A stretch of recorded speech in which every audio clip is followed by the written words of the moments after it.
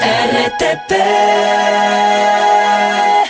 Ya está con nosotros vía online el abogado Andrés Felipe Castillo Maldonado, asambleísta de ADN. Vamos a hablar sobre las reacciones de lo que ha ocurrido el día de ayer en la asamblea, los debates que se han dado y otros temas también de coyuntura. Bienvenido a la mañana en RTP, asambleísta. Gracias por acompañarnos. Hola. Gracias, buenos días. Un lindo día para ustedes y para su audiencia. Gracias por invitarme. Hablábamos hace unos minutos nada más sobre lo que ayer se planteó, o por lo menos cómo se defendió la postura del oficialismo de no declarar emergencia la salud pública. El pedido venía justamente de la bancada correísta y sí quisiera un poco rebobinar esta neutralización que hizo el oficialismo y rebobinar en el tema de la justificación, asambleísta Castillo. Esto en cuanto a que, bueno, la realidad también, y sé que tanto algunos jefes de carteras de Estado han recorrido algunos hospitales, pues la realidad también de los pacientes es distinta a la que se dio en un comunicado.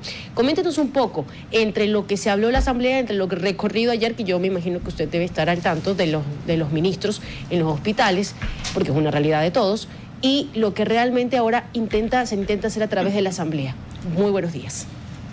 Buenos días. Mire, ayer quedamos claros que estamos frente a un problema, sin duda alguna. Es decir, nosotros no podemos tapar el sol con un dedo y decir que aquí no pasa nada y que el sistema de salud marcha, porque no es verdad. Es cierto, hay casas de salud donde hay problemas, hay otras donde no las hay. Es decir, esto no se trata de pontificar y decir todo está bien y todo está mal. No, más bien hay que encontrar el verdadero génesis del problema y a partir de eso comenzar a trabajar. Eso por un lado. Segundo, la Asamblea Nacional, si bien es cierto, tiene un rol de fiscalización, de control, de legislación, también es cierto que es un espacio eminentemente político en donde se pretende colocar narrativas que hagan a unos ganadores y a otros perdedores. El día de ayer, la Revolución Ciudadana presentó un cambio del orden del día, en el sentido de que se haga un exhorto al presidente de la República para que declare en emergencia el sistema de salud. Nosotros estamos de acuerdo que hay que invertir más, estamos de acuerdo que hay que trabajar más y resolver los problemas que están ahí, pero la declaratoria de estado de excepción, de acuerdo a lo que establece el artículo 164 y 165 de la Constitución, tiene un montón de consideraciones. Entre otras, por ejemplo, el carácter temporal que tiene este. El estado de excepción, por su nombre mismo, no puede ser permanente, no se puede alargar en el tiempo, solamente puede durar hasta 90 días con una prórroga más. Y la Corte Constitucional sobre esto se ha pronunciado varias veces, echando abajo muchas iniciativas del Ejecutivo, diciendo que el estado de excepción no es justamente un mecanismo para gobernar ordinariamente. Entonces, lo que nosotros planteamos en el debate es que el estado de excepción no solamente que no resuelve el problema, sino que a ratos lo agrava. Y poníamos una serie de ejemplos cuando en la época del correísmo se abrió la oportunidad de dar estados de excepción en materia vial, de estados de excepción en la provincia de Manabí cuando fue el terremoto, los mismos estados de excepción que se dieron en la época de la pandemia para la contratación de varias cosas para los hospitales y centros médicos, y eso más bien fue un foco de corrupción porque las mafias se encuentran enquistadas en las casas de salud y al declarar el estado de emergencia nos saltamos nosotros los controles de la Procuraduría, de la Contraloría, se comienza a contratar a dedo, las unidades ejecutoras comienzan a hacer estas trampas propias de la ley de contratación pública que hacen que se teledirija los contratos y eso hace que en lugar de resolver el problema lo ahondemos más. Así es que, en efecto, salió una resolución el día de ayer en el sentido de que se debe comenzar a trabajar con mayor priorización en los centros de salud. De hecho, el gobierno nacional en la tarde creó una comisión o un comité especializado en materia de salud que es el que va a dar el seguimiento para el control de todas las actividades que se realicen en las casas de salud, porque lo que se trata es de resolver el problema, no solamente de sacar documentos declarativos, sino también llevar adelante planes, programas y políticas públicas que resuelvan el problema de fondo. Entonces, en eso se circunscribió el debate. Finalmente se logró el objetivo de ponerle mayor atención al problema de la salud sin tener que entrar en medidas de shock, como es una declaratoria de estado de excepción. Eso básicamente. Asambleísta, entonces, para dejarlo muy claro y para que, pues sobre todo, lo pueda entender yo y la audiencia pues tengamos los puntos claros. El gobierno ha decidido crear esta comisión de salud en sustitución a una medida de emergencia. Y aquí las comparaciones. Ya la vocera de Carondelet pues ha indicado cuál va a ser los alcances sobre quién va a estar regido esta comisión de salud, pero ¿qué determinaba un estado de emergencia? Y yo entendería, no lo que usted señala de ejemplos, por ejemplo, que daba en los casos viales, incluso penitenciarios, donde se han declarado estados de emergencia y no se ha logrado casi nada, pero se han pues dado los recursos suficientes porque eso implica un estado de emergencia en los cuales otros se han aprovechado. Pero vemos la diferencia y los alcances, si sustituye o no igual un estado de emergencia esta comisión de salud. No, porque como le decía hace un momento, la comisión será permanente. Okay. El control del tema de la salud se alarga en el tiempo. El estado de excepción tiene tiempo, tiene requisitos, tiene caducidad, tiene consecuencias. Las consecuencias, entre otras, por ejemplo, es que el Estado tiene la posibilidad de retirar recursos de un lado para entregarlos a el área o el lugar o el espacio físico donde en efecto se está desarrollando la emergencia. Pero inclusive lo que establece el 165 numeral 2 de la Constitución es que bajo ninguna circunstancia se podrá tomar recursos para atender la emergencia de los recursos asignados para salud y educación. Y es justamente lo que nosotros buscamos o lo que ellos buscaban declarar la emergencia en el sector de la salud. Pero el sector de la salud ya tiene su presupuesto y más bien lo que se está buscando es optimizar, acelerar, controlar, verificar que en efecto las casas de salud, lo que se conoce en contratación pública como las unidades ejecutoras, hagan lo que tienen que hacer a la hora de contratar. Yo quiero ponerle un ejemplo que es doloroso en realidad, pero es que ahí es donde estaba uno de los génesis del problema.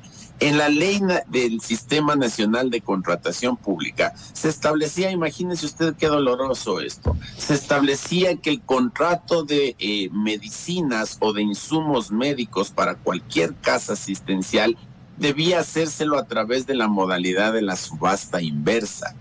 Es decir, el Estado estaba obligado a comprar medicinas, es decir, lo más delicado para la vida y la salud de la gente a partir de un sistema que le obliga a comprar lo más barato. Ahora regresa al Ministerio de Salud Pública, quien nos garantiza que quienes hoy están en el Ministerio de Salud Pública van a hacer lo correcto. Bueno, como le digo y lo he sostenido siempre, la Asamblea Nacional realiza controles de manera general para que aterrice al caso en particular. Okay. La Asamblea hace normas para la generalidad y no para la especificidad. Nosotros hemos generado las condiciones, el marco, y es el Ejecutivo, a través de sus instituciones, quien debe hacer cumplir con las disposiciones que se dieron o con las normas que se cumplen y darle control y seguimiento a la gente. Por lo tanto, ahí será ya el Ministerio de Salud, en coordinación con toda esta comisión que se ha nombrado, este comité que se ha nombrado, quien le dé seguimiento al tema, sin perjuicio de que nosotros continuaremos haciendo las actividades de fiscalización en territorio. Aquí no se trata de levantar papeles ni de pedir información que demora 15 días. Aquí de lo que se trata es de llegar a las unidades médicas, verificar lo que está sucediendo y de primera mano nosotros dar seguimiento, y si es de sancionar a quien no está cumpliendo, pues lo haremos sin ningún inconveniente. ¿Cuál es para usted, y buenos días, cuál es para usted la razón de ser, el leitmotiv de un tribunal constitucional? Porque he visto que usted ha celebrado el avance de una marcha en contra de un institucional donde se han exhibido rostros que sí tienen rostros. Es decir, se intenta politizar el tema de la relación entre el Tribunal Constitucional y algo que no le gusta al Ejecutivo. La Corte Constitucional es, sin duda alguna, de acuerdo a lo que establece la Constitución y dentro de un Estado de Derecho, el más alto tribunal de interpretación constitucional. Y esto es importantísimo tomar en consideración.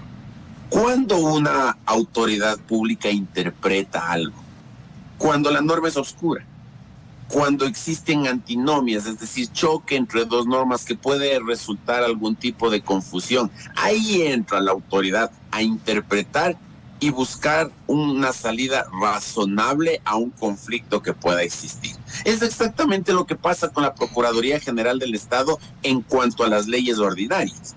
Cuando existe algún problema, las instituciones públicas le hacen llegar una consulta a la Procuraduría y el procurador se encarga de interpretar cualquier conflicto o vacío jurídico que exista, pero en ningún caso el procurador puede legislar a nombre propio, por ejemplo. Es decir, el procurador no puede decir, yo creo que por la interpretación holística del bloque de constitucionalidad se tiene que resolver así. En el caso del Tribunal Constitucional sí genera jurisprudencia. Sí, por supuesto que sí. Es decir, pero la Procuraduría no se puede comparar con el Tribunal Constitucional, porque la Procuraduría es el abogado de la cosa pública.